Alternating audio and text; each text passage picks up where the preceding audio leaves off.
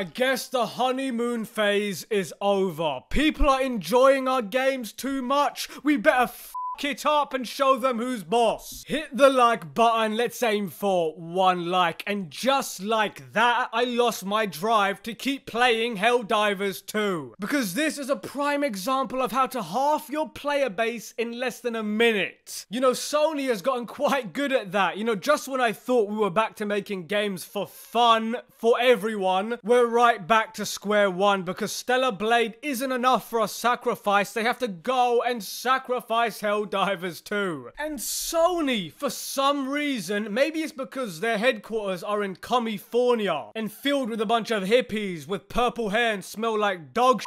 But Sony woke up after ruining their own recent exclusive Stellar Blade with point-blank censorship and said, how do we make people's lives even more miserable? Well, I have just a thing for you. Attention, Helldivers. Due to technical difficulties at launch of Helldivers 2, we allowed requirements for Steam accounts to PSN to be temporarily optional. That grace period will now expire. Because remember when you put your purchased CD into your drive, installed the game, and just played? Yeah, none of that matters anymore. We're now subject to this bullshit. Anyway, account linking plays a critical role in protecting our players and upholding values of safety provided on the PlayStation and PlayStation games. The words security and safety should never be in the same sentence as the word Sony or PlayStation, because they have a security breach every Tuesday. But credit to them, because they at least try and look after your mental health by not telling you about the latest data breach, instead hiding it from you for a few weeks and even months before emailing you what happened. Because instead of having, I don't know, integrity and trying to protect you, the consumer, as much as possible by limiting the amount of data breaches, they instead care about damage control and their stupid little image. The point I'm trying to make is that creating a PSN account is about the worst thing you can do to, quote, protect the players. Their record in keeping customer data secure is abysmal. Anyway, this is our main way of protecting players from griefing by enabling the banning of players who engage in that kind of behavior. Oh wow, that's so kind. I'm sure all the sissies everywhere who are currently dipping their heads into pharmaceutical grade soy are just jumping for joy everywhere. Yeah, shut the f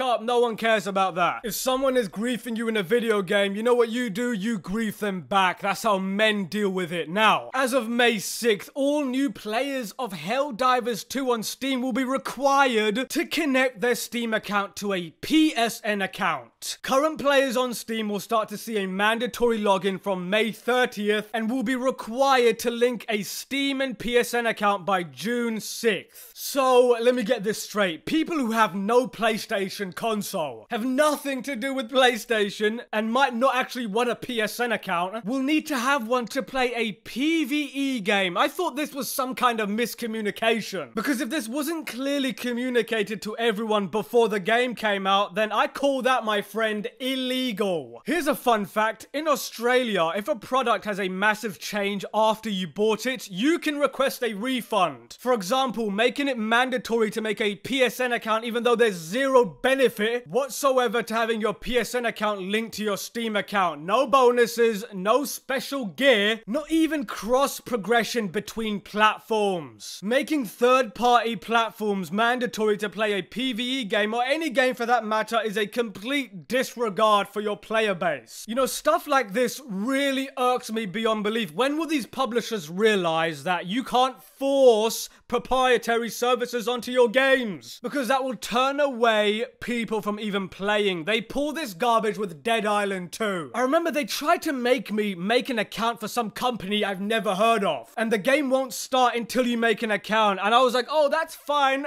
you, and I just refunded it instantly. I mean, why stop there? Let's just link every service to ensure that we're as safe as possible. Requiring an account that will have less protection, regardless of how secure they claim it to be, is still an extra thing for people to attempt to hack. So this is actually counterproductive to what they're actually trying to aim for. And let's be honest, security isn't what they care about. What they actually care about is artificially boosting those PSN numbers and showing all those soy boy shareholders, oh look how PSN has grown in only 1 week. We all deserve a raise so we can buy more soy lattes. Just look at all these PlayStation players. Never mind, half of them don't even have PlayStations and aren't even playing on a console. But guess what? It's a PSN account, so it still counts. Wait a second, hold on. What about all the people who don't have access to a PSN account? Imagine buying Helldivers 2 in a place like Egypt, where PSN isn't even available, and then you find out about this. I mean, PSN is only available in around 69 countries, meaning if you live in a country that's outside of that, then you're screwed. And the kicker is, if you try and make an account in a different country from a different country, then you're getting banned, because that's against Sony's TOS. And on that bombshell, the rules need to change to protect consumer rights in the video game industry. These corporate hacks have been getting away with this nonsense for far too long. Manix out.